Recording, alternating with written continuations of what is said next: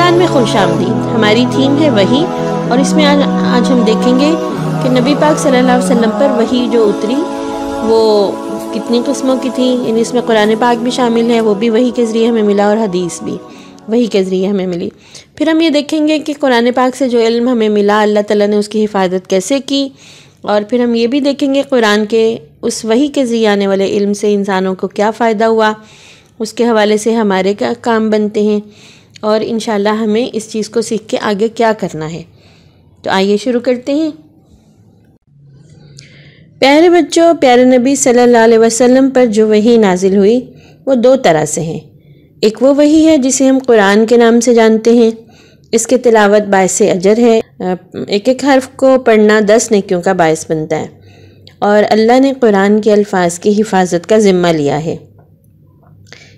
اتنے 100 سال گزرنے کے باوجود اس کے حروف میں کوئی کمی بیشی نہیں ہوئی، کوئی اس کو بدل نہیں سکا، اور نہ قیامت تک اس کا امکان ہے. اور جو اللہ کے نبی کے زمانے کے لوگ تھے نا کافر، اللہ نے انہیں بھی یہ چیلنج دیا تھا نا کہ اگر تم سمجھتے ہو کہ تم ایک ایسا کلام لا سکتے ہو، بنا سکتے ہو، تو چلو ایک چھوٹی سی صورت بنا کے دکھاؤ. اور آج تک کبھی کوئی بھی مسلمانوں کا دشمن، اسلام کا دشمن، قرآن کا دشمن، نبی پاک صلی اللہ علیہ وسلم کا دشمن اس قابل نہیں ہو سکا کہ وہ اس جیسا تھوڑا سا کلام بنا سکے. اور پھر نبی پاک صلی اللہ علیہ وسلم کے معجزوں میں سے ایک معجزہ یہ بھی ہے کہ آپ صلی اللہ علیہ وسلم نے قرآن کے ہر حرف پر ہمیں عمل کر کے دکھایا. ہر مسلمان پر یہ فرض ہے کہ وہ قرآن پر ایمان لائے، اس کی تلاوت کرے، اس کے پیغام کو سمجھے، اس پر عمل کرے، اور اس کے پیغام کو آگے دوسروں تک پہنچائیں. اسی لیے ہم سب مل کے یہ کوشش کر رہے ہیں کہ رمضان المبارک میں قرآن کو سمجھیں، اس کی جو جو باتیں ہمیں سمجھ میں آتی ہیں ہم اس پر عمل بھی کریں اور اس کو دوسروں تک پہنچائیں. اس پیغام کو دوسروں تک پہنچانے کا ایک طریقہ یہ بھی ہے کہ اس ویڈیو کو آپ آگے دوسروں تک شیئر کریں. قرآن پاک کے علاوہ نبی کریم صلی اللہ علیہ وسلم کی طرف اللہ تعالیٰ نے جو وحی کی اور وہ قرآن کا حصہ نہیں ہے اسے حدیث کہا جاتا ہے. حدیث قدسی اور حدیث رسول میں فرق کیا ہے یہ سمجھتے ہیں. حدیث قدسی وہ حدیث ہے جس میں اللہ تعالیٰ نبی کریم صلی اللہ علیہ وسلم کے ذریعے کوئی بات ہمیں بتاتے ہیں. نبی پاک صلی اللہ علیہ وسلم نے اپنے پاس سے کبھی کوئی بات نہیں کی، انہوں نے جو کچھ بھی ہم تک پہنچایا، جو کچھ ہمیں سکھایا اللہ کے حکم سے. اسی بات کو اللہ تعالیٰ سورہ نجم آیت نمبر 3 میں اس طرح بتاتے ہیں، وَمَا يَنْتِقُ عَنِ الْهَوَىٰ إِنْ هُوَ إِلَّا وَحْيٌ يُوحَىٰ. وہ اپنے پاس سے کوئی بات نہیں کرتے، وہ وہی بتاتے ہیں جو ان کی طرف وحی کی جاتی ہے.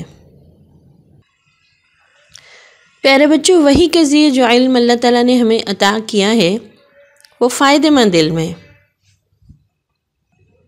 ایسا علم جو ہماری زندگی کو آسان کرے، ہمیں سیدھے اور خوبصورت طریقہ زندگی کو اختیار کرنے والا بنا دے. آپ سب نے قرآن پاک پڑھا ہے نا، سورہ بقرہ کی بالکل شروع والی آیت تو آپ سب کو آتی ہوگی، الف لام میم ذالک الکتاب لا ریب فیہ ھدی للمتقین. اللہ تعالیٰ کہتے ہیں یہ وہ کتاب ہے جس میں کوئی شک نہیں، کوئی ایسی بات نہیں. شک میں کون سی چیز ڈالتی ہے؟ یہ پتہ نہیں صحیح ہے، یہ پتہ نہیں غلط ہے، پتہ نہیں اس کو کرنا چاہیے یا اس کو نہیں کرنا چاہیے. تو قرآن پاک میں جتنی باتیں لکھی ہوئی ہیں نا بچوں، ان کے بارے میں کوئی شک ہو ہی نہیں سکتا کہ وہ پتہ نہیں صحیح ہے یا غلط ہے. وہ سب کی سب درست اور صحیح ہیں، انسان کے فائدے کی ہیں، اور وہ انسان کو سیدھے راستے پر چلانے والی کتاب ہے. اس کتاب کی ہر بات بالکل درست اور سچ ہے. اللہ تعالیٰ سورہ ہود میں فرماتے ہیں اِنَّهُ الْحَقُّ مِن رَبِّكَ، یہ آپ کے رب کی طرف سے بالکل سچی کتاب ہے، بالکل سچ اور درست چیز ہے جو اس نے آپ کو دی ہے. پھر سورہ النساء میں اللہ تعالیٰ بتاتے ہیں انزلنا الیکم نورا مبینا، اور ہم نے آپ کی طرف ایک ایسی روشنی، ایسا نور بھیجا ہے جو آپ کو صاف اور سیدھا راستہ دکھانے والا ہے. لیکن قرآن کی روشنی، قرآن کا نور ایسا ہے جو انسان کو کامیاب بناتا ہے، اس دنیا میں بھی اور انشاءاللہ آخرت میں بھی. جن لوگوں نے اس دنیا میں قرآن کے کہنے کے مطابق، قرآن کی ہدایات کے مطابق زندگی گزاری نا، وہی آخرت میں کامیاب ہوں گے۔ اور بچوں ایسا نہیں ہے کہ قرآن پہ عمل کرنے والا اس دنیا میں پیچھے رہ جائے گا، نہیں، بلکہ اللہ نے اس کتاب کے ذریعے ہی لوگوں کو اور قوموں کو ترقی دی، ان کو دنیا کا رہنما اور حکمران بنایا، اور وہ لوگ جنہوں نے اس قرآن کو چھوڑ دیا نا، وہ ذلیل ہو گئے، دوسروں کے نوکر بن کے رہ گئے، دوسروں کے غلام بن کے رہ گئے۔ مسلمانوں کو جب کبھی یا جس بھی قوم کو جب کبھی دنیا کی حکمرانی ملی ہے، وہ رہنما بنے ہیں نا، اسی قرآن پر عمل کرنے کی وجہ سے بنے ہیں۔ تو آج ہمیں پھر سے سوچنا ہے کہ پوری دنیا میں مسلمان ایسا کیوں ہے کہ ان کی کوئی بات سننے والا نہیں، ان کے کوئی پیچھے چلنے والا نہیں، انفرادی زندگی میں وہ بہت پریشان ہیں، ان کی زندگی میں بہت سی مشکلات ہیں، کیا کریں؟ اب دیکھیں نا، پورے دن کا اگر ہم جائزہ لیں تو ہماری زندگی کے جتنے کام ہیں اس میں سب سے جتنے اہم کام ہیں نا، اس میں قرآن پاک نہیں ہوتا۔ بعض اوقات جن کی زندگی میں قرآن پاک سب سے اہم ہوتا ہے، ان کے لیے تو اللہ کی بھی رحمتیں اور برکتیں ہیں۔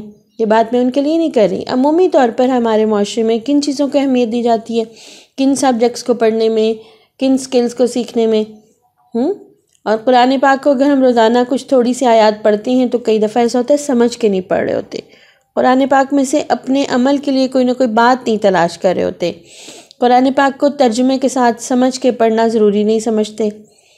اور پھر ایسا بھی نہیں ہو رہا نا ہمارے ساتھ، جیسے صحابہ اکرام کا دل پریشان ہوتا تھا تو قرآن پڑھتے تھے، انہیں سکون ملتا تھا، کہ اگر ہم پریشان ہو تھک جائیں تو ہم سوچیں اچھا قرآن پڑھ لیں، اس سے دل کو سکون ملے گا۔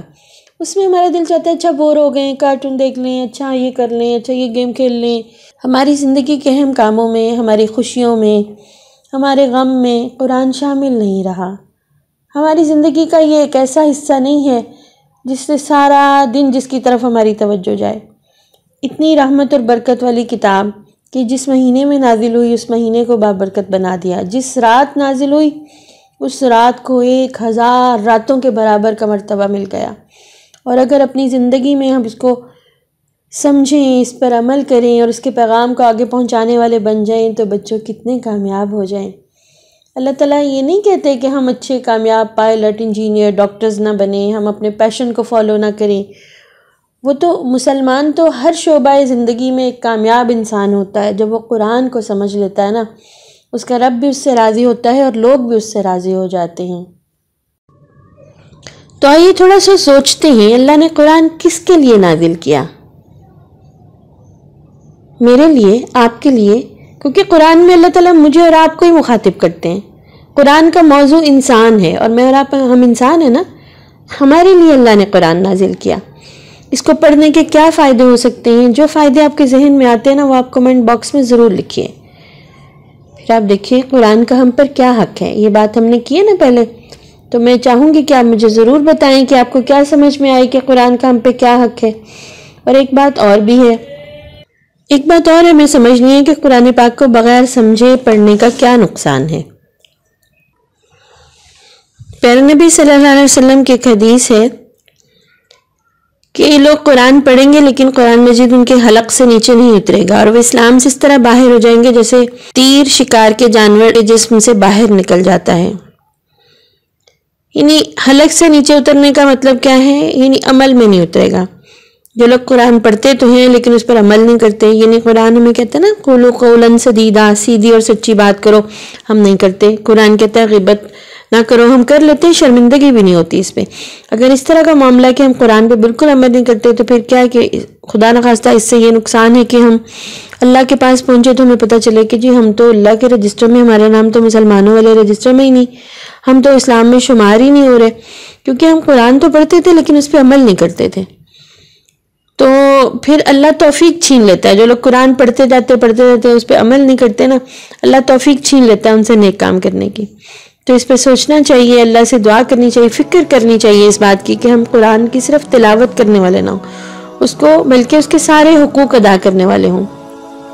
تو ذرا دہرا لیتے ہیں ایک دفعہ قرآن کے کیا حقوق ہیں ہم پہ، ہم کیا کریں گے تو پھر ہی ہم قرآن پہ ایمان لانے کا حق ادا کر سکیں گے۔ ایمان لانے کے بعد اس کی تلاوت کی جائے، اس کے پیغام کو سمجھا جائے، اس پر عمل کیا جائے اور اس کے پیغام کو دوسروں تک پہنچایا جائے۔ ہم اللہ سے دعا کرتے ہیں کہ اللہ قرآن کو ہماری زندگی کا کے ساتھ ہمارا ایسا خوبصورت رشتہ بنا دے کہ ہم اس کو پڑھنے والے، اس کو سمجھنے والے، اس پہ عمل کرنے والے اور اس کا پیغام دوسروں تک پہنچانے والے بن جائیں۔ آمین ثم آمین۔ تو آج کمنٹ سیکشن میں آپ نے ضرور بتانا ہے جو وہ ساری باتیں جو میں نے آپ سے پوچھی، ٹھیک ہے نا؟ السلام علیکم ورحمۃ اللہ وبرکاتہ۔